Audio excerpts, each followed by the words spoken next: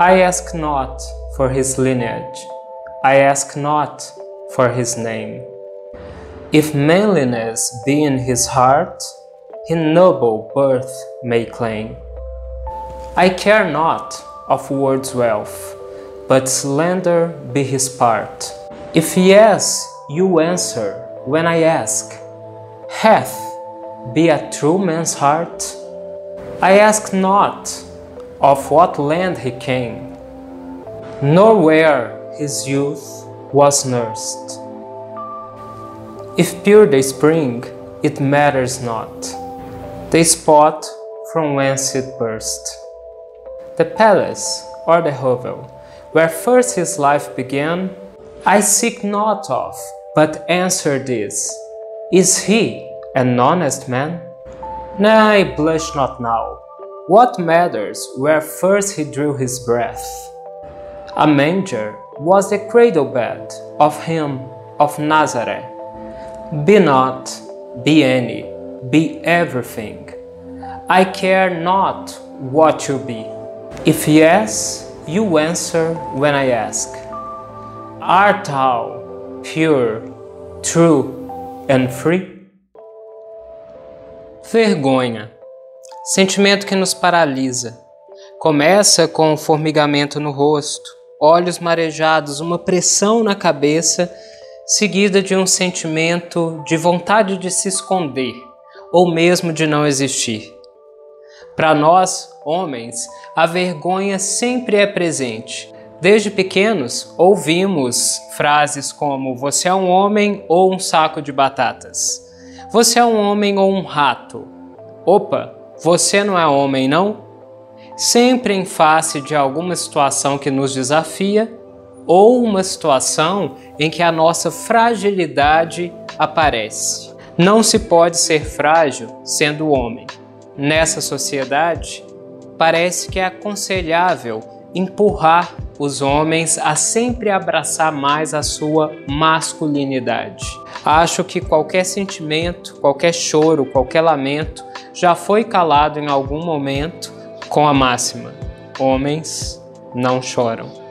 Para ser homem o bastante, é preciso cumprir alguns requisitos: andar como um homem, falar como um homem, comportar-se como um homem, lucrar como um homem, se movimentar como um homem, se vestir como um homem, dentre várias outras coisas.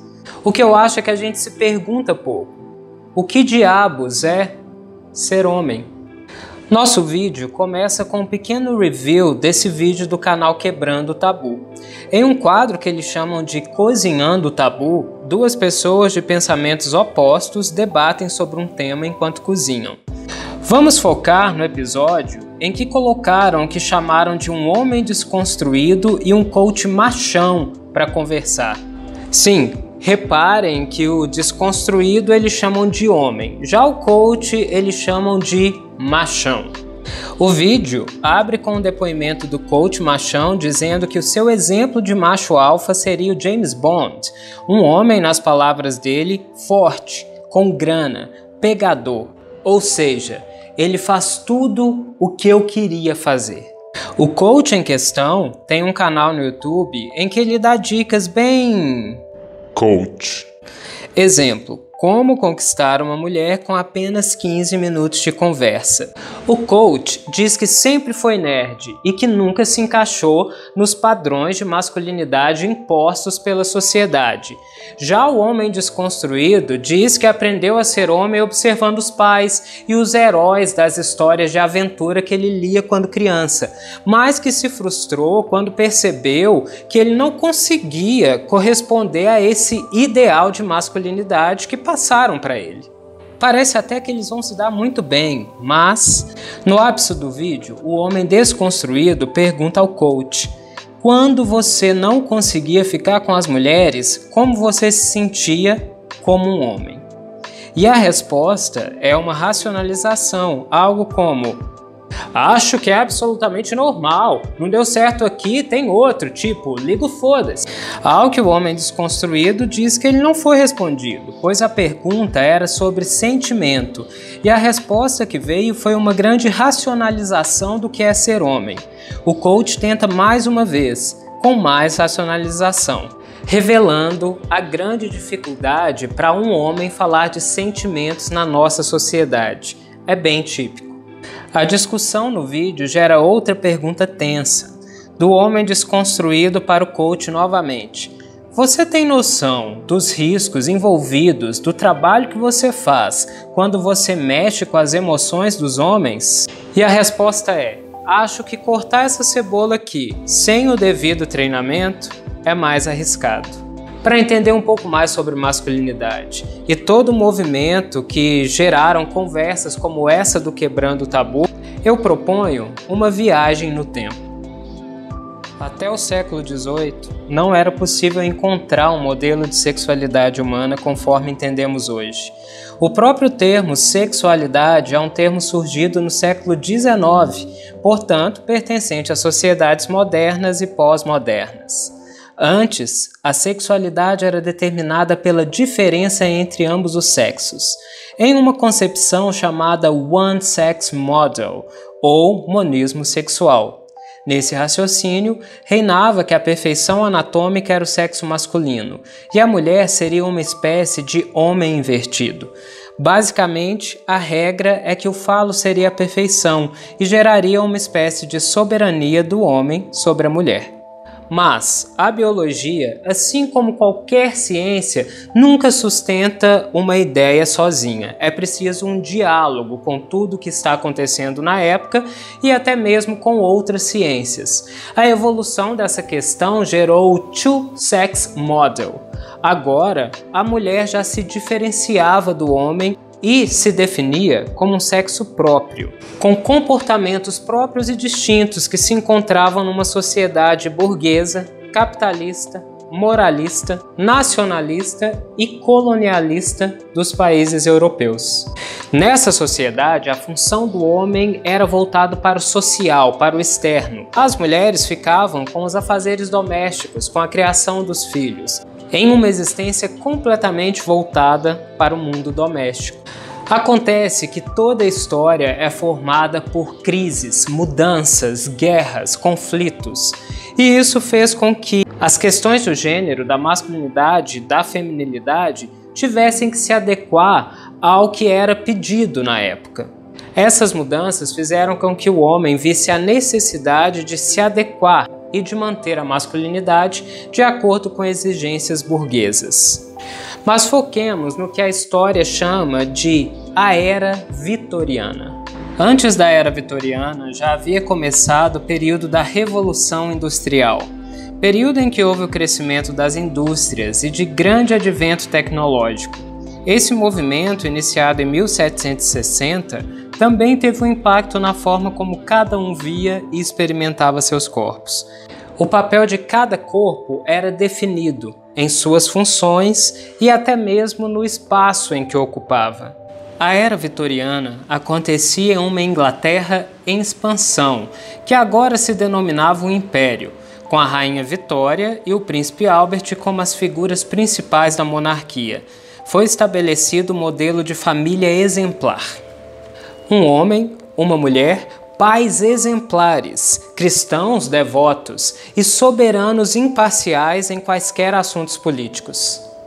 Foi o melhor dos tempos, foi o pior dos tempos. Foi a idade da sabedoria, foi a idade da tolice. Foi a época da fé, foi a época da incredulidade. Foi a estação da luz, foi a estação das trevas. Foi a primavera da esperança, foi o inverno do desespero. Tínhamos tudo diante de nós, não havia nada antes de nós. Todos íamos direto para o céu, todos íamos direto para o outro lado. Ser homem na Era Vitoriana era determinado pela forma de vestir, de andar, pela impostação da voz, de se comportar, assim como a forma física, a elegância, a musculatura, a agilidade, a coragem, o vigor, a beleza e, por fim, a distinção de uma bravura heróica. A era vitoriana começou em 1837 e foi até 1901. É esperado que o nosso ideal de masculinidade hoje em dia seja diferente, certo?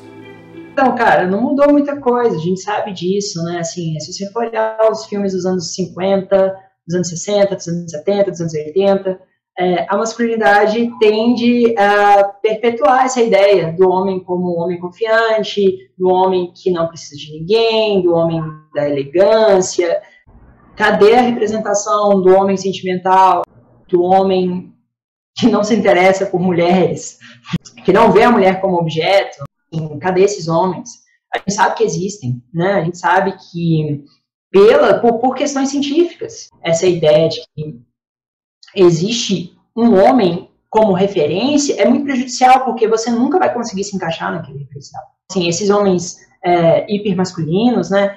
James Dean e afins, sabe? Agora a gente tem também os filmes de super-herói, então a gente tem o Super-Homem, né? A gente tem o Capitão América. Apesar de a gente estar tendo essas discussões, elas ainda me parecem muito superficiais. Eu acho que a gente ainda não está aberto o suficiente para ter as conversas profundas, né? Para ter conversas sobre, olha, você é homem, quando que você se sentiu no direito de assediar uma mulher? Né? Esse é um tipo de pergunta difícil.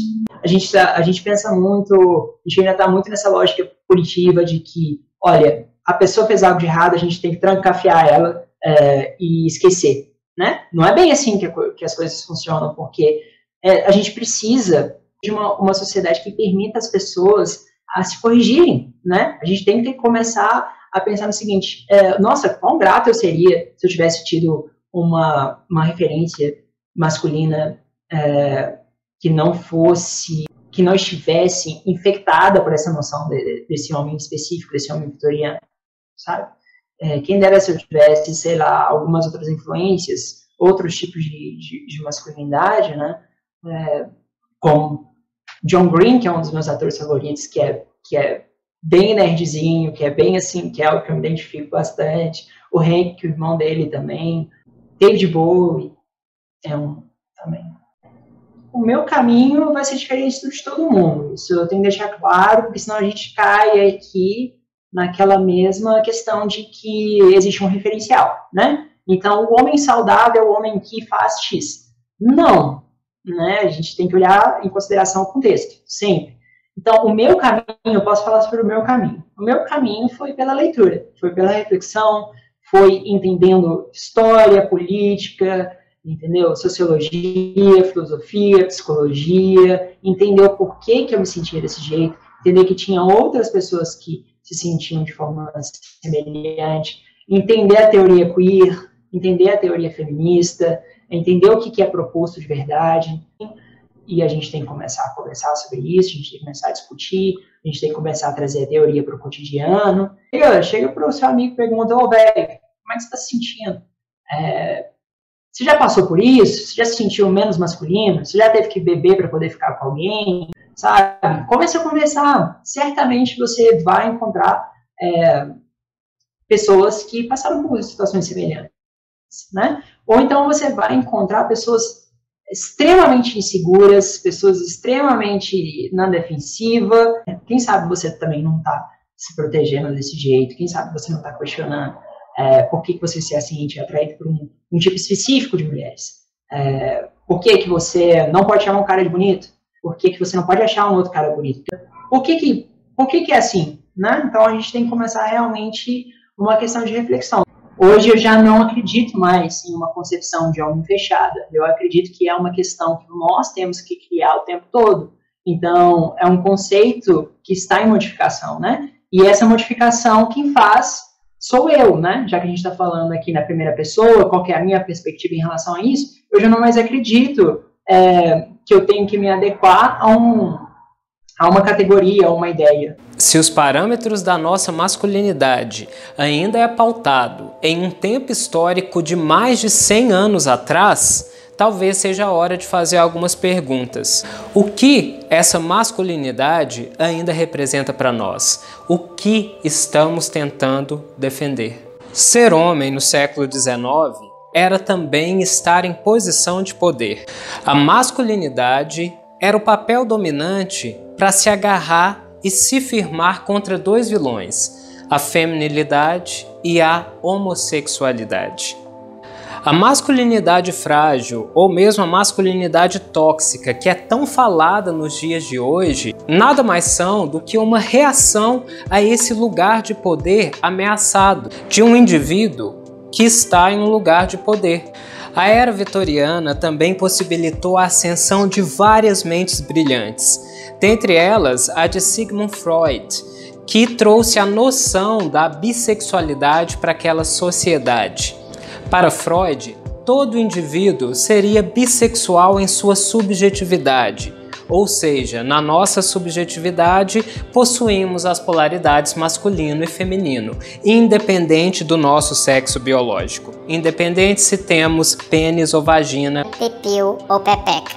Alguns autores defendem que essas ideias freudianas provocaram um movimento, um desconforto muito grande na sociedade masculina daquela época, que fez com que eles ficassem ameaçados e vissem a necessidade de proteger mais esse lugar na sociedade.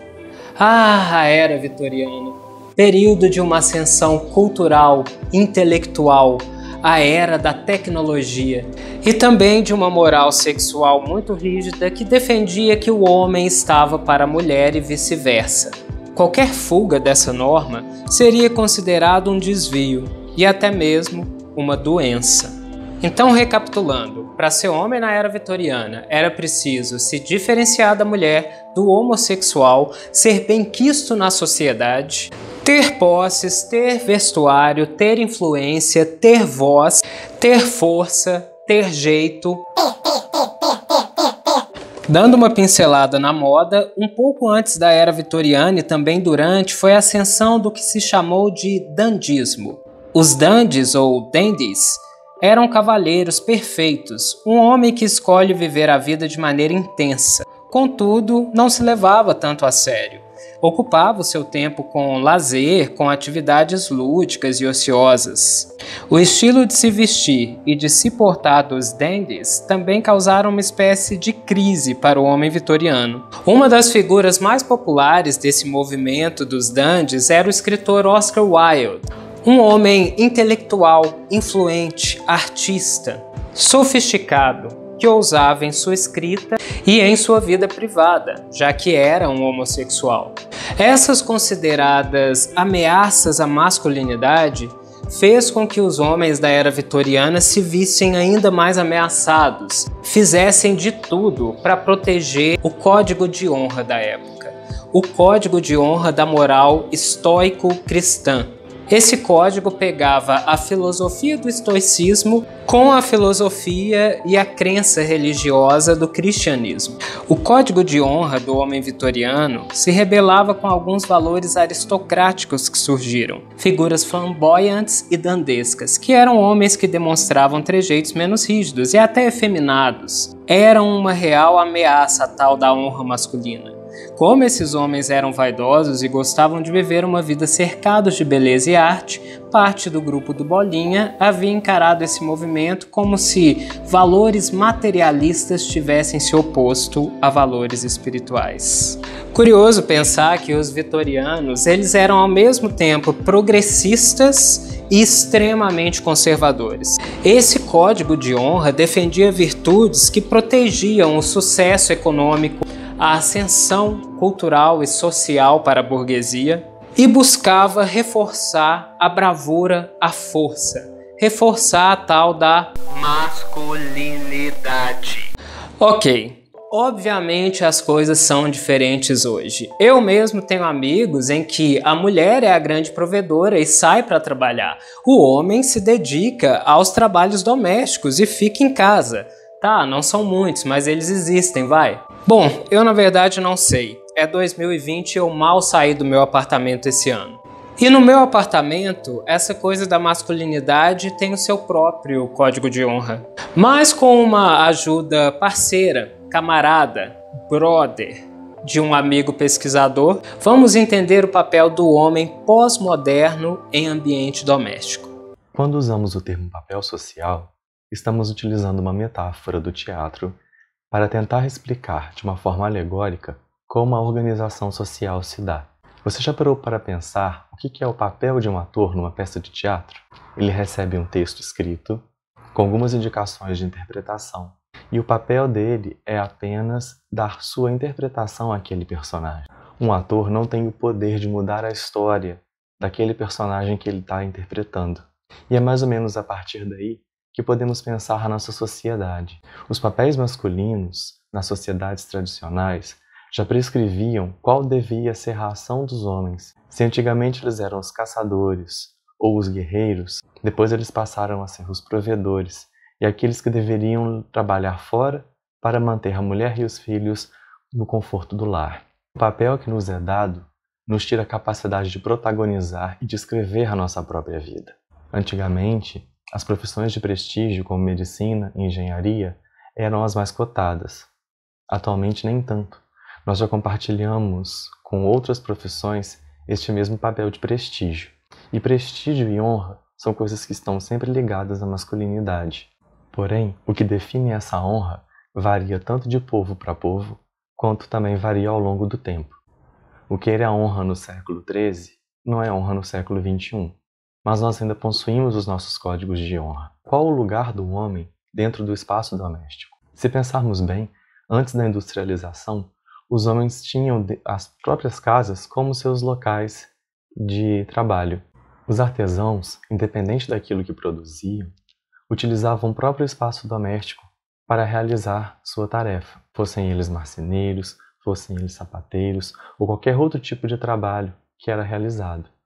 Eles eram os donos da ferramenta, tinham o conhecimento daquela arte, daquele fazer, e isso era feito dentro da própria casa.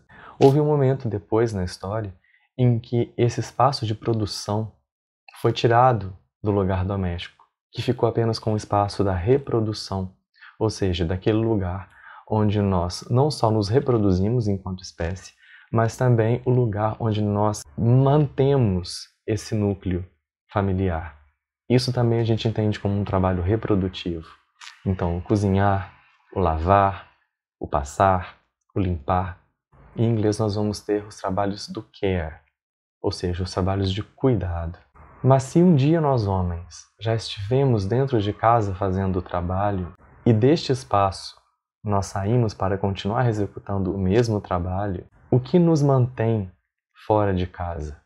Ou seja, quando a gente ouvia, pelo menos na minha infância, minha mãe trabalha fora, era muito difícil ouvir a correspondência meu pai trabalha dentro. Então, o que nos mantém, homens, afastados das tarefas do próprio lar? Apesar disso não falar muito sobre masculinidade, fala sobre a nossa relação com as coisas e também com a nossa relação com as pessoas. E ser homem é estar em relação com outros homens e também com as mulheres. É assim que a nossa identidade de gênero masculina é definida. E mesmo dentro de casa, a nossa identidade de homem também está em jogo. Ou melhor, nós também estamos performando ou atuando a masculinidade dentro de casa. Quantas vezes a gente não deixa o trabalho doméstico como um todo, ou pelo menos a parte menos interessante dele, a cargo das mulheres, como se algo naturalmente as ligasse a esse tipo de trabalho.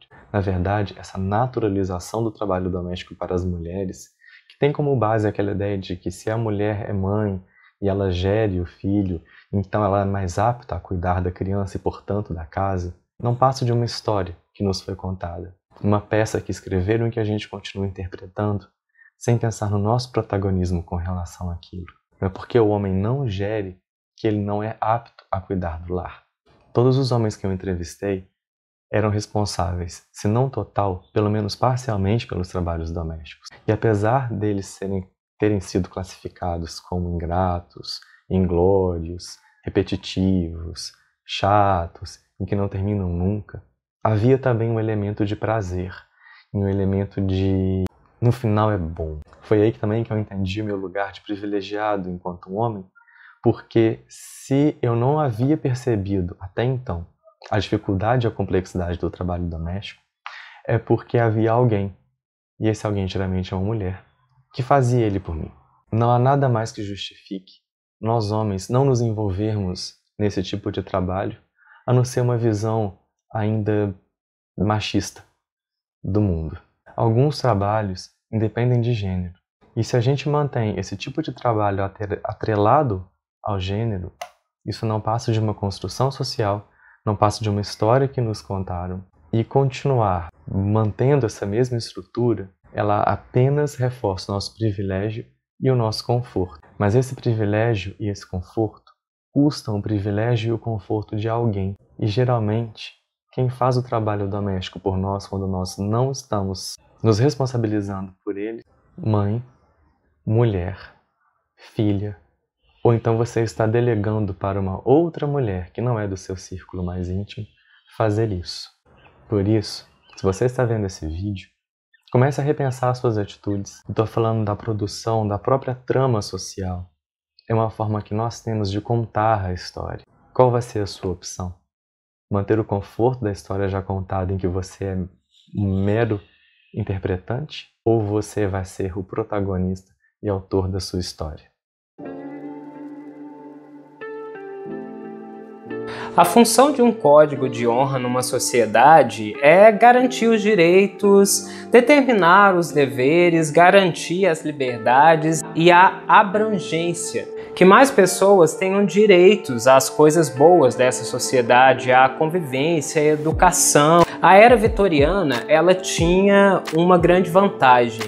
Ali a sobrevivência já tinha uma espécie de garantia, então era possível se preocupar com outras coisas, era possível se preocupar com evoluções, até mesmo vislumbres do que seriam questões humanas já estavam aparecendo, né? Então, o código da moral estoico-cristã, se nós formos debruçar no que era o estoicismo, no que é o cristianismo, talvez seja possível retirar várias coisas interessantes para uma vida numa sociedade, independente de qualquer gênero. Só que o código da moral estoico-cristã, que determinou a forma como esse homem lá atrás tinha que proceder, tem uma grande falha: não abranger as diversidades. Acho que se tem alguma coisa que é possível aprender com a história, é que todas as vezes em que a humanidade é colocada numa série de normas, numa série de regras, em caixinhas muito estreitas e muito apertadas, o resultado não é muito legal. Que há várias formas de ser homem. Dá para ser homem tendo uma diversidade de corpos, se vestindo de formas diferentes. Dá para ser homem heterossexual, dá para ser homem bissexual, dá para ser homem homossexual, dá para ser homem transexual, dá para ser homem frágil, dá para ser homem e chorar, dá para ser homem e não ser rico. Dá para ser homem e não querer ser rico, dá para ser homem e não querer ser pai, não querer casar, dá para ser homem e não ter religião, dá para ser homem. A masculinidade deve abranger essa diversidade que é o ser humano. Ser homem é ser humano. Mesmo no vídeo do Quebrando o Tabu, é interessante ver essas duas polaridades, duas ideias muito distintas de masculinidade, mas se a proposta era haver uma conversa, eu acho que ela não aconteceu. O que aconteceu são dois caras defendendo a ideia que eles têm de masculinidade um para o outro. E aí não conversa. Para mim é interessante notar que o próprio coach, ele às vezes busca a aprovação do homem desconstruído. Muitas vezes ele quer estreitar ali uma relação de amizade, ele busca identificação, às vezes ele até fala: olha, acho que nesse caso, acho que nós somos parecidos.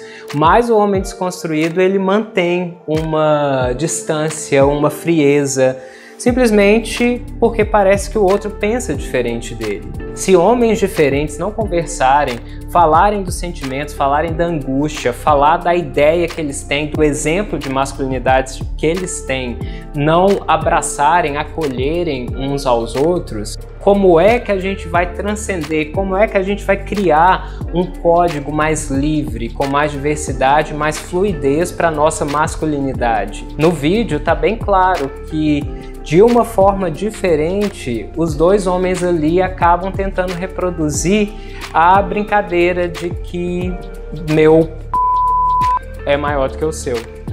A verdade é que eu acho que essa questão sobre a masculinidade ela não se esgota em um vídeo só. É por isso que esse tema vai ter uma outra edição. Mas eu já posso dizer algumas coisas. Essa conversa sobre masculinidade deve muito ao movimento feminista. Deve muito às mulheres que decidiram e precisaram questionar o lugar delas na sociedade, buscar direitos, entender qual que era o papel de pertencente, o papel de ser humano delas.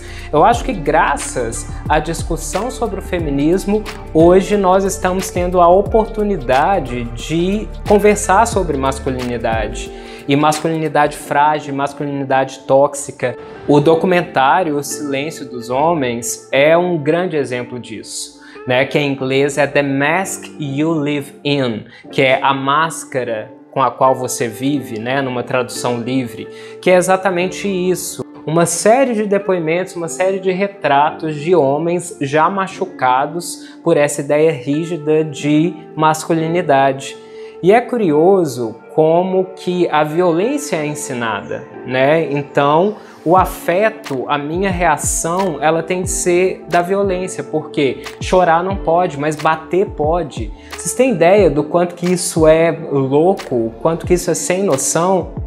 Bom, mas o recado que eu queria passar nesse vídeo especificamente é que é preciso contextualizar, é preciso entender por que nós estamos reproduzindo esses comportamentos do ser masculino que talvez não cabe mais, que tem machucado, que tem deixado as pessoas, as relações em uma posição ruim, em uma posição desconfortável, em uma posição de angústia.